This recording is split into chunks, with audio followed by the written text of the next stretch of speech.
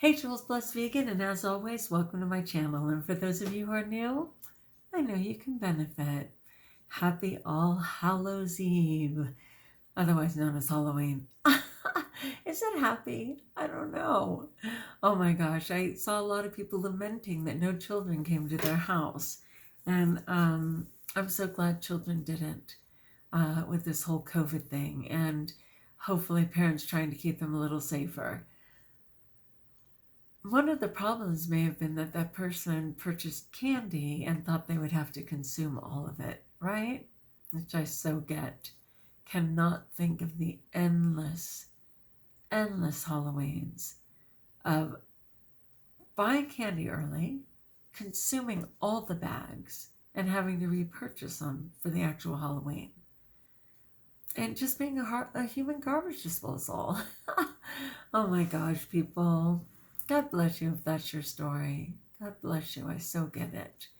So I just kind of want to talk a moment about how kind of the difference between what I refer to as a normie versus a food addict, a compulsive overeating food addict. And I think what it is, and I know some people who genuinely just love food, okay? And they found the food that works for their body, okay? And I think, if you followed me at all, that my goal is low-fat, raw vegan. Always low-fat, raw vegan. Eating fruit and vegetables, eating plant-based fats. It's just a better way for me. It doesn't trigger me. It doesn't make me anxious or get in my head too much or throw fits when the processed nonsense is in me. There's no guilt. It's just a better way for me. But what's interesting is that I know people who genuinely just appreciate and love food. And they're just excited, even the good, healthy food, okay? They're just excited to make their meals every day, to plan their food, to eat it, proper. And they're just what I refer to as normies. They eat truly to live instead of living to eat. They just honestly know when they're satiated. They know when they're full. They know how to not engage. They have to remind themselves sometimes to eat. It's just a part of their day. It's not their entire day or mindset. And I appreciate that so much. It is not my story. It is so not my story. And I think that if I don't talk about food with people, I won't think about it. But it's so not true. I think that's just my disease wanting me to isolate, because when I do, I tend to get into the food and not my best food. So unfortunately, I just get tired sometimes of food being an issue in my life. But it is. It just is. Will it be forever? I hope not. But it has been all my life. And I hope at some point it'll be in its place, but it's not yet. So I talk about being part of Overeaters Anonymous, and I'm not sure if people even know what it is, but it obviously is derived from Alcoholics Anonymous, which was the first of the 12-step programs put together by Dr. Bob and Bill W.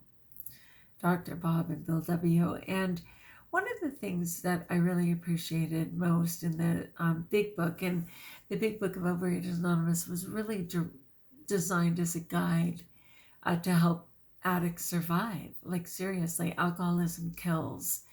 Sugar much slower, but all of the secondary illnesses that come with being a sugar addict absolutely kill, right? With diabetes being a primary one. And it was really a guide on how to survive if you dared to follow it. And one of the things that they would say is that half measures availed us nothing. Like, they knew that you had to be all in if you were going to make it. You had to be all in.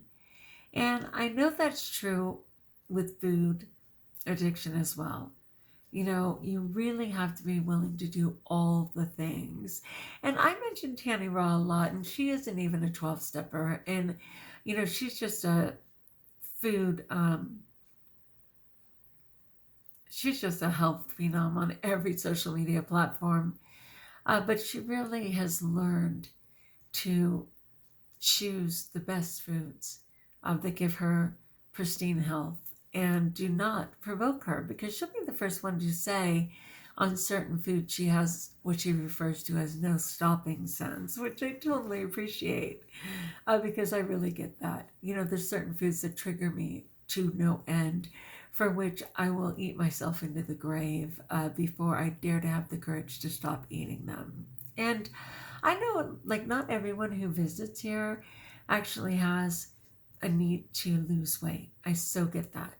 But what the beauty is with Overeaters Anonymous in particular is that it's really for food obsession as much as anything else. So it definitely deals with the compulsive overeater, but it actually and equally deals with the anorexic, and it equally deals with the bulimic, you know, and it equally deals with those who are just have disordered food. You know, they're just disordered eaters. And that's because it so recognizes that it's really not about the food and never was, right? That acting out on the food was just a symptom of all of the other physical, mental, spiritual, and emotional triggers going on as a result of so many things. And I get tired of evaluating what all those things were that got me to where I am today. Obviously, I've been in far worse condition. You know, I stopped weighing at 330 pounds. Most scales don't go beyond 330 pounds. So I certainly may have exceeded that. Today I'm under 200. I'm rejoicing to no end that I'm on my way. But what it is much like what they refer to as a dry alcoholic. And that's a person who is abstaining from drinking, but they're not working a program. And so they're just like literally biting their fingernails. White-knuckling it is what they call it. They're scared to death. They're furious at the world. They're doing everything they can. Like, in no way have they surrendered, okay? They're using their own power, which of course was limited to begin with, or they never would have been drinking to the extent that they did, to try and abstain. And that's where I've certainly been with food. And I'm not lovely to be around when I'm accidentally doing that. And my husband will even say, "What are you so angry at? Why are you being such a biatch, man? What is your problem?" And I know exactly what it is. I'm in my head. I'm obsessing about wanting food that isn't mine, which of course all started like a week ago when I went off my plan and triggered my body. And I'm so sorry that I'm limited in that way, but that's all part of the disease. You know, where you want to isolate, where you want to eat in your car, where you want to disown your whole family to be married to the bucket of KFC, you know, if you're a meat eater, you know, to the gallon of Baskin Robbins, you know, if you're a sugar person, whatever it is, you know, like I get so obsessed and so in my head that I can't even be around people. That's how bad it is. And that's just not true for everybody, you know, which is why I say they're normies. I mean, I did everything right. I made beautiful sprouts. My microgreens are flourishing. And I know as I get those into my body, I will meet all of the cravings with the proper micronutrients and everything that my body needs. But mentally, in this time of year in particular with Halloween, I really just get crazed because I used food and sugar in particular as a crutch for most of my life. And when I'm struggling, that's where I go. And when I can't act on it, as much as I would like to surrender, and I certainly attempt to do so, my worst self, you know, starts pouting, gets angry, wants to tell everyone to screw themselves and have what I want to have. And, You know, as an adult, you can certainly choose that, right? You don't have to answer anybody. You can certainly say, I can eat whatever I want and do it. But that's not my best choice. And I have to choose to parent myself, and it's very difficult to do. So there are certainly people who have lost all their weight, and yet every day they still struggle with food addiction. Like, they're eating right and stuff, but they don't have peace in their heart. And I think that's where the 12-step program comes in, you know, where it actually teaches you to surrender, where it teaches you to see where those triggers came from. You know, step 4, where you take a fearless and moral inventory of your life, you know, and step 5, where you dare to give it away so that it has no power over you anymore. Step 10, where every day you take an inventory at the end of the day to see if you need to make amends to anybody, to see if you're holding on to baggage of the past that you need to let go of once again. You know, it's a smart program. But I was just thinking, you know, I know a lot of people who are, by all accounts, at goal weight. They've lost all their weight. But in a way, they're white-knuckling it because they're always afraid that that food or some food that they shouldn't be eating is going to creep back into their life. So, you know, eating right or not, they don't have peace in their heart. And I think that's where the 12-step program comes in for me. If I dare to work it, and it often says it works if you work it, and it doesn't if you don't. That is the greatest freedom. And with the COVID right now, there are thousands and thousands of Zoom meetings all over the world, literally.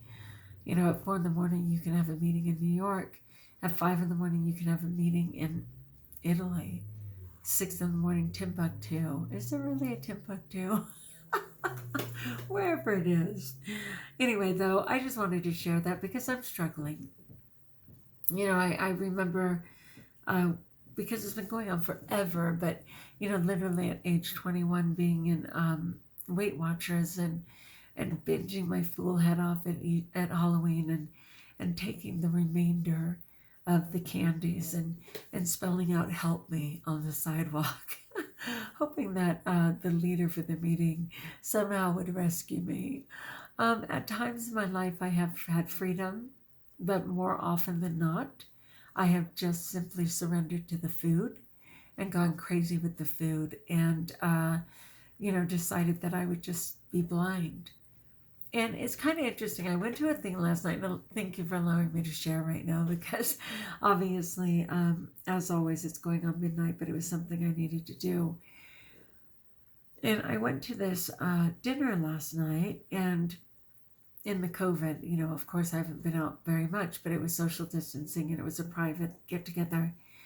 And so I haven't seen people in a while, and all of them were taken aback. They were just like, "Oh my gosh, Juliana, you look amazing." And one person kept saying, "Man, you must be like a size 12, you know?" And I was thinking when I was at 26 and how proud I was when I was at 20 and how happy I was recently when I got to 14. And yeah, granted, my 14s are a little loose. I may very well be a 12, but it was kind of scary to have someone acknowledge that or insist on that. Somebody else was saying, "Man, every time I see you," and I can tell it's sort of going to make me so sad. "Every time I see you lately, you just look younger and younger." Sorry. And most people aren't even here for this part of the video, so it doesn't matter, but you look younger and younger every time I see you. And I just thought, they meant it. They totally meant it. And all I can see is like this, what is it called? Crepey skin? Like this crepey skinned old woman.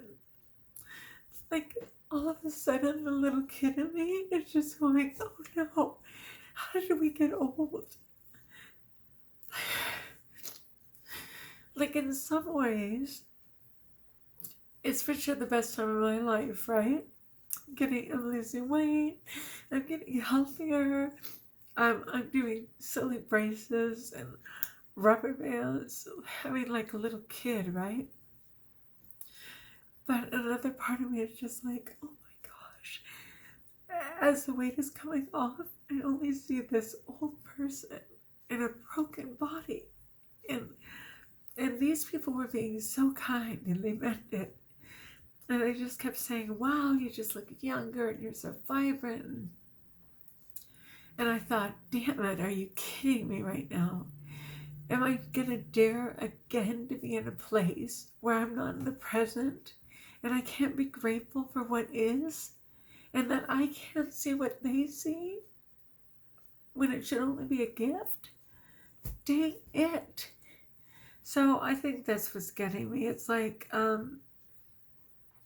not only am I stuck in this horrific frame of mind, which I've been struggling with for days and days, regarding just food obsession, which I just want to be free of. But then, when by all accounts people are seeing this renewal, I'm accidentally caught in this total, I'm so old, I'm so free, wrinkled, I'm so everything. It's just dang it, right? So another reason to work at the program, to just get into the program, learn to surrender, learn to be in the present, and accept the present as a gift, right? Anyway, I'm struggling. Did I mention that? I don't know if I mentioned that. I'm struggling. And it's okay. I mean, I know I'm in a transition right now. And there's nothing comfortable about it, but to dare to feel is the better way. Anyway, people, thanks so much for letting me share. I hope you had a safe Halloween and that you were not in the candy if that is a problem for you. Tomorrow is November 1st. There are all the possibilities and I'm going for it. So as always, while I'm looking for Kleenex, like if you like, join us if you haven't, subscribe. Let me know in the comments below if you can relate at all to what I'm babbling about and if I can support you. And best of all, know that you are blessed.